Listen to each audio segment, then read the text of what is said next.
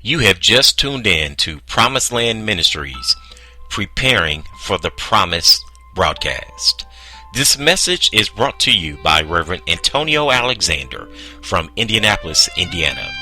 Today's message is part 2 of a series entitled It's All Yours, in which we take a look at Acts chapter number 26, verses 12 through 18, and the Apostle Paul giving his testimony about his conversion on the road to Damascus.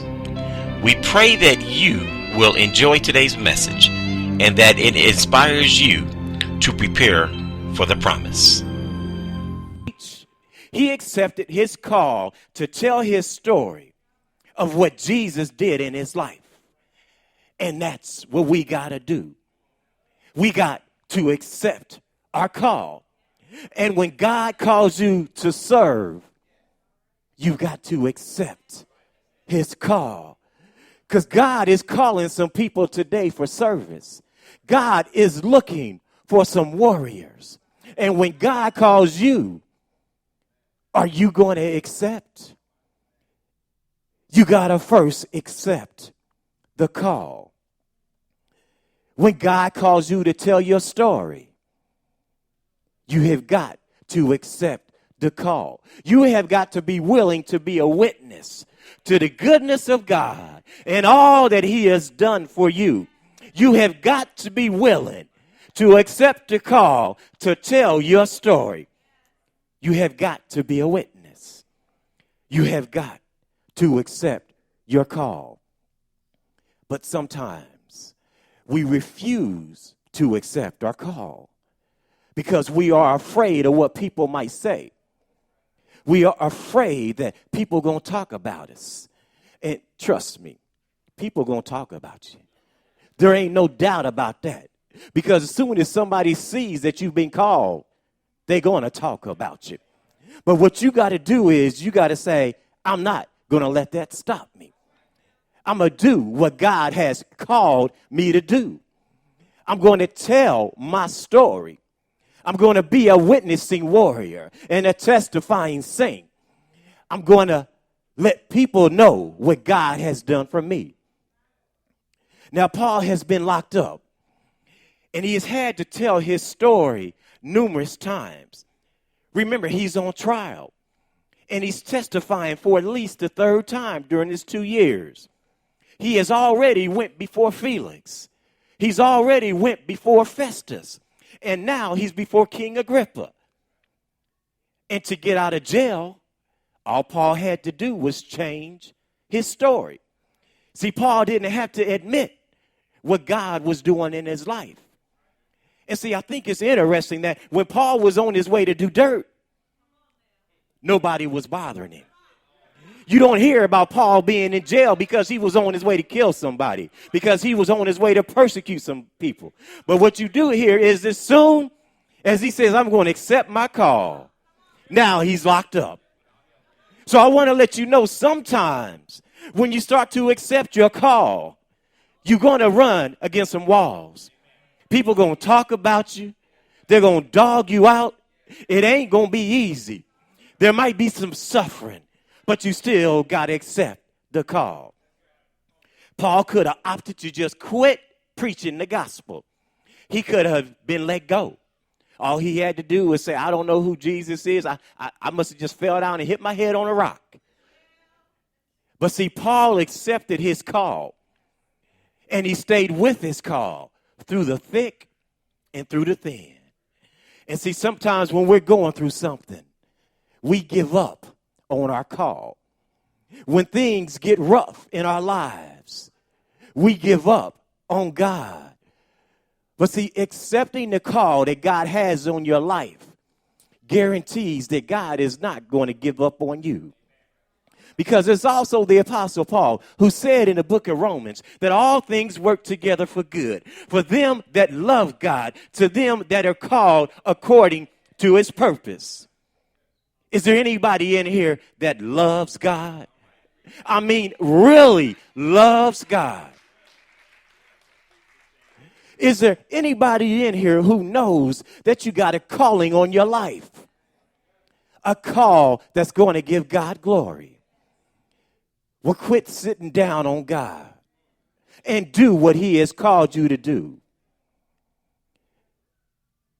We have first got to accept the call. And second, we got to live up to the challenge. Because there is a challenge. I didn't come by here to tell you that it was easy. But I'm here to speak to you that God will bring you through each and every challenge, and he will give you victory. And some of us don't accept our call because we either don't want to live up to the challenge or we don't think that we can live up to the challenge. And in verse number 18, Jesus told Paul that his call to ministry, that his call to witness, it was also a call to open the eyes of the people. His call was to turn them from darkness to light. His call was to turn them from the power of Satan unto God. And that's a challenge that we face today. The challenge to break free from the bondage and from the power that has been controlling us, to break free from that and do the work that God has called you to do. Now, trust me, it had to be a challenge for Paul to accept his call at a time when he himself was so deep in sin. But see, Paul had a choice to make. Can I keep it real in here? See, sometimes it can be a challenge for us to accept our call when we are deep in sin. See, when we're doing all that dirt and not just doing it, but we're having fun doing it. We're liking it. We're enjoying it.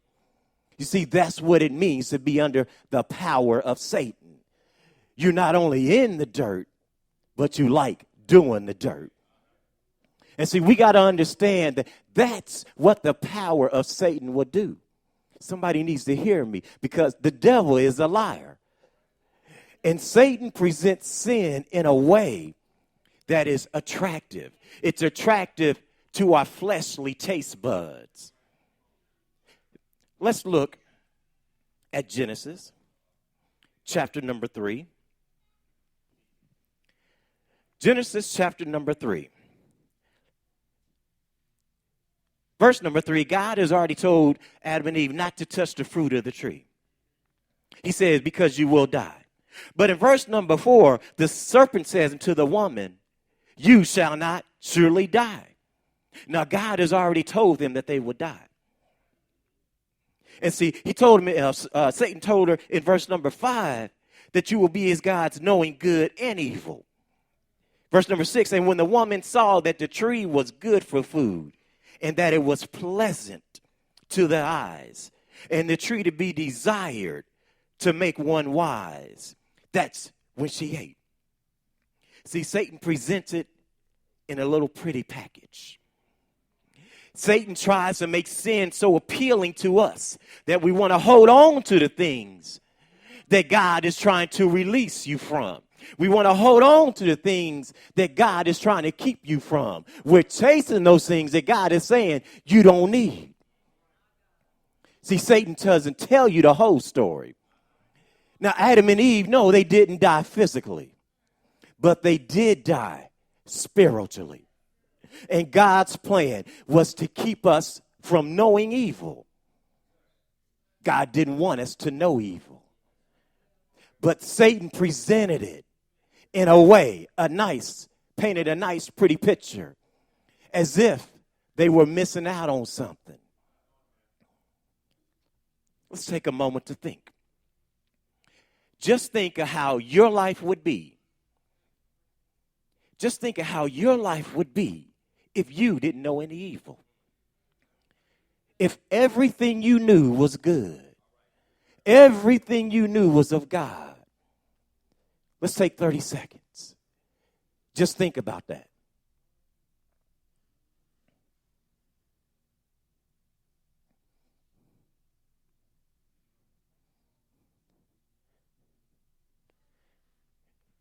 Now, I'm sure most of us, as hard as we tried to think of it, we probably couldn't even imagine it because something evil ran through your mind. See, there was an evil thought that interrupted just when you was trying to think of something good. See, Satan said, no, we ain't going to have them thinking like that. And yeah, you tried. Yeah, you were on a mission. Yeah, you were trying to think how my life would be. Just 30 seconds. Can you just sit and think about how my life would be if I had nothing but good and nothing but God? Keep it real. Couldn't even do it.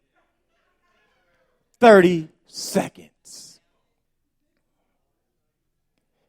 And see, not only that, see, the devil, he has provided us with a buffet.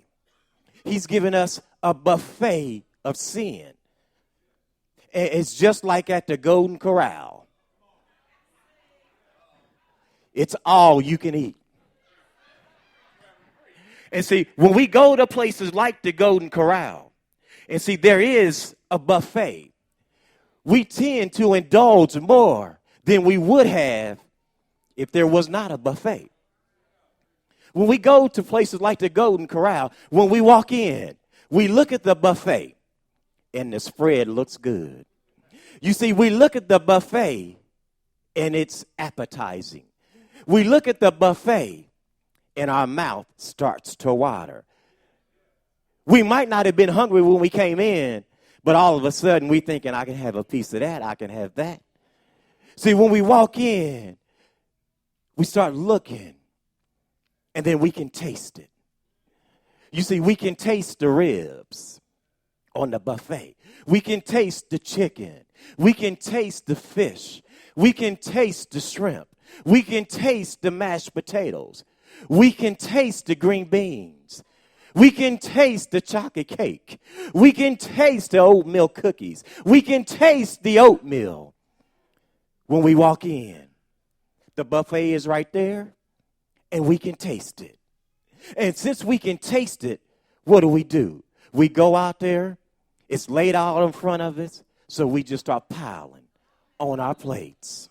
We get a little bit of this, a little bit of that, a little bit of this, a little bit of that. Next thing you know, your plate is piled up to here. And just in case you didn't get enough, the waitress or the waiter, they come back with more plates. And they just keep bringing you plate after plate after plate after plate. And see, that's what Satan does. See, he shows you the buffet. He makes it look good to you. He doesn't tell you the harm that it's going to do to you, but he keeps bringing plate after plate after plate after plate. And we have got to make a choice. Are we going to keep eating because there's so much to eat? Are we going to keep eating because they keep bringing us the plate? I'm Reverend Antonio Alexander, and I would like to thank you for tuning in to today's Preparing for the Promised broadcast message, in which we learn that we must accept the call and accept the challenge to defeat the sin that is in our lives and therefore have victory in our walk with Christ. If you need prayer or would like to have a copy of today's message, you may do so by calling 317-508-7144. You may also contribute to this ministry by sending your check or money order to Promised Land Ministries, 49 Boone Village, Suite 307, Zionsville, Indiana, 46077. All of your contributions are tax deductible.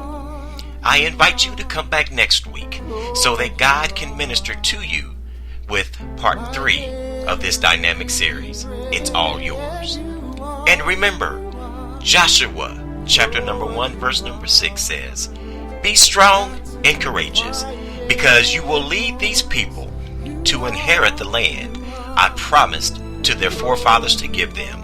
Be blessed and make sure that you prepare for the promise.